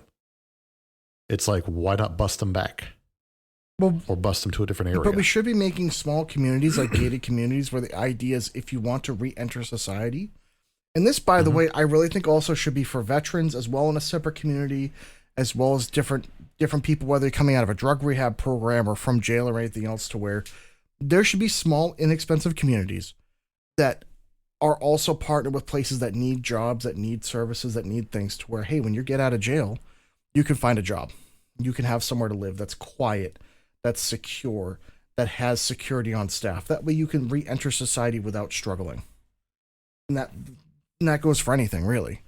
I hate to say it, but the fact that we don't have separate communities for people in different stages in life, I think it's kind of an issue. Because we expect everybody just to integrate everything all the time. And unfortunately, that's just not how people work sometimes. I hate to say it, but that's just the way it is. Yeah. Yeah, and then the long-term benefits of reducing the number of repeat offenders, I mean, that goes a long way when you have especially like a smaller community. Oh, yeah. Who doesn't have little Jimmy who just keeps going to jail for a week or two and then coming back out to go bust up a shop and go back in. Exactly. You know, that's a drain on that's on law enforcement resources, and that's a drain on the prison resources. But that's going to bring us to our last topic, and this one I know you said you had some thoughts on. Allowing death row inmates a chance to earn their freedom through combat. Oh, God. I had to put this one on there simply because it's something that has been talked about and joked about literally for as long as I can think of in movies and TV shows. There have been, like The Running Man was, I think, the first one that I can physically remember where this was a thing. The Hunger Games is essentially that. Gamer, Death Race, Gladiator, all kinds of there's stuff. a million, Yeah. So here's a revenue generating entertainment aspect where the revenue could be put to use to do all kinds of things.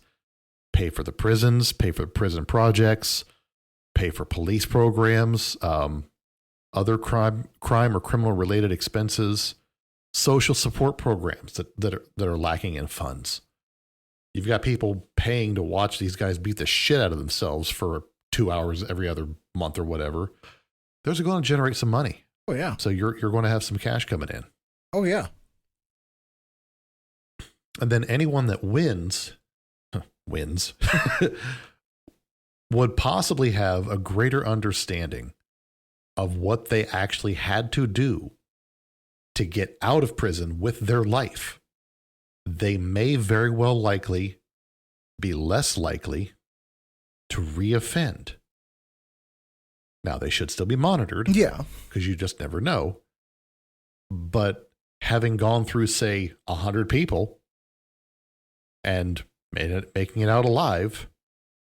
I mean, you and I have played battle royale games. It's the same concept. If you make it through 100 people and you're the last one left, that's a lot of shit you had to get through to make it out at the end. But the question becomes, do we want those kind of people loose on society? Because then here's the other problem.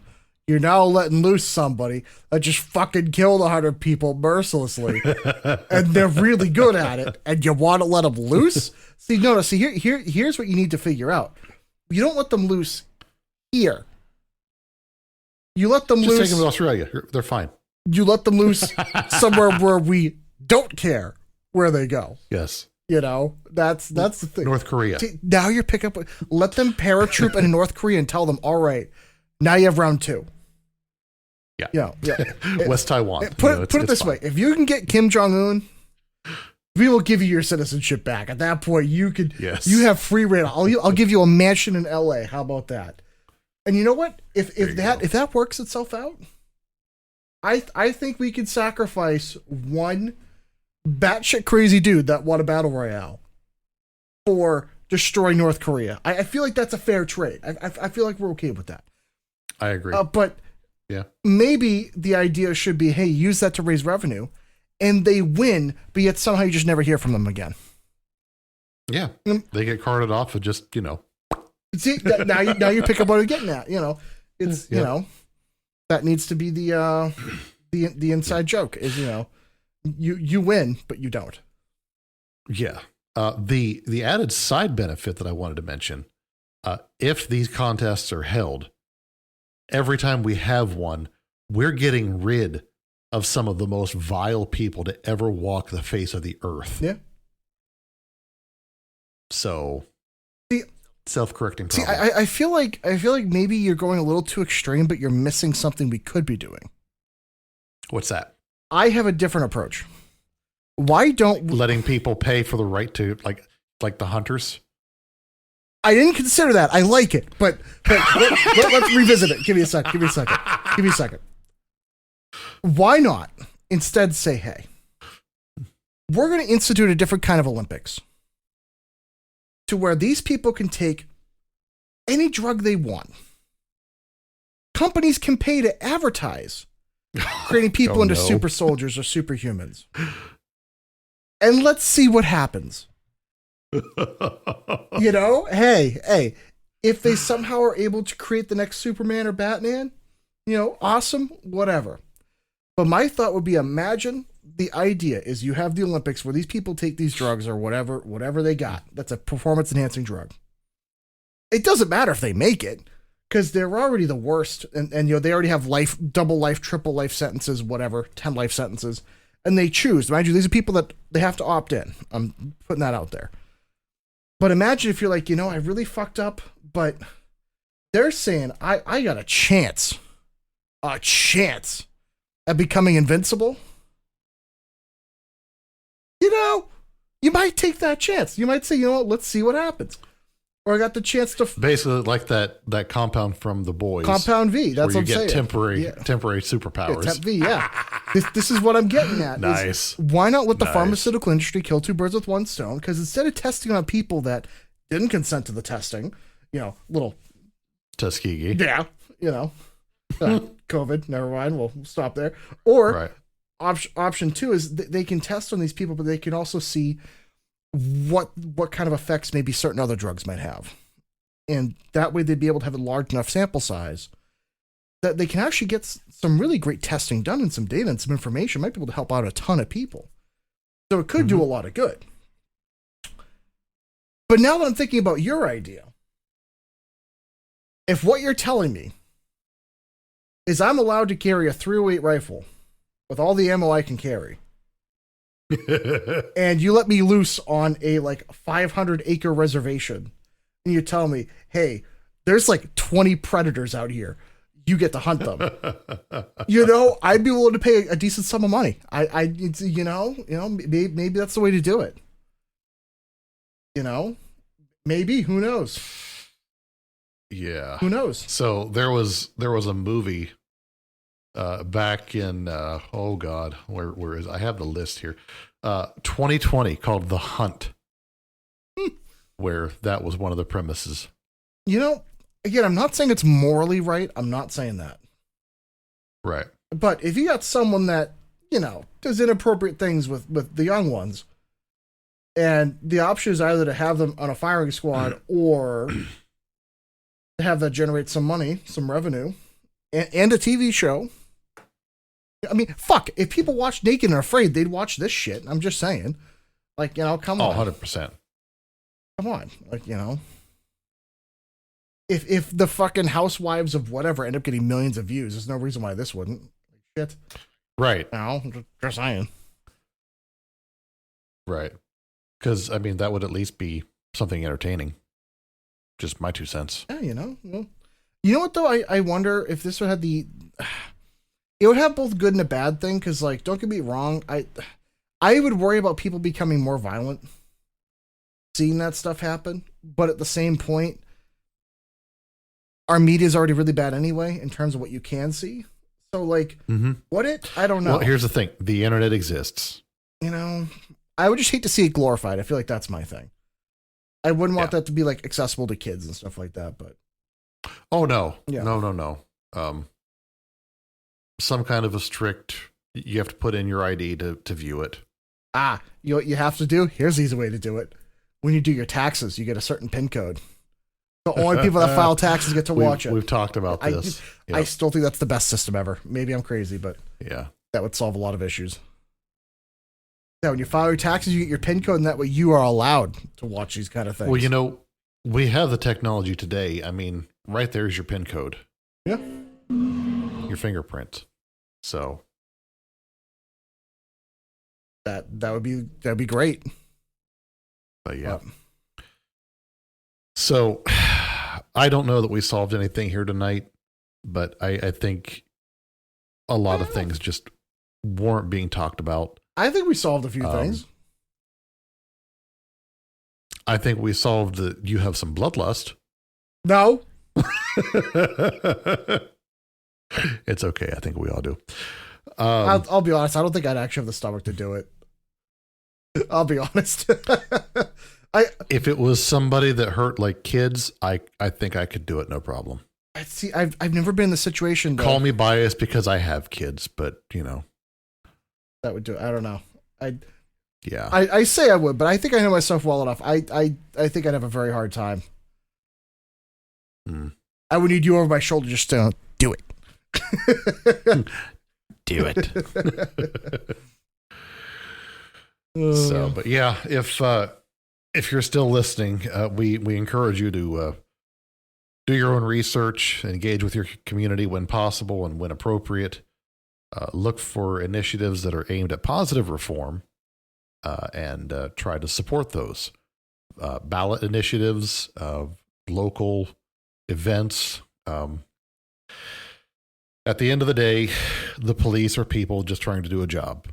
It's a job that needs done. It is not the most glorious thing out there, but it is something that the public has deemed necessary. So try not to be somebody who's on the receiving end of their job, and your life will be easier. Any other little side notes? No, I think we're good. I think covered everything I wanted to say. Okay. Well, then we'll wrap it up. Thank you as always for hanging out with us. We've got some more great episodes coming in. I know we've kind of been a little sporadic with the episodes this month, but life has been lifing. I think we're finally coming into some semblance of balance, so we should be back to our regular schedule. So look forward to weekly drops again. As always, you can hit up the socials. We try to keep those pretty updated. And we hope you'll join us again next week. Gibbs? Yeah, I'm sorry. Don't mind me. I had a guy on a super loud bike that kept like blasting by my house. So I'm sorry. Awesome. But yeah, thank you all for watching and listening. We really appreciate it. Please join us on the socials. Definitely on Discord. You know, hit us up and all that. We appreciate you all being here. Seriously. Yep. The Discord link will always be in the descriptions for the episode, so you can find it there. But again, thank you all for listening. We love you. We love everything about you. Welcome to Costco. We love you. Absolutely. And we hope to see you all next time. Bye.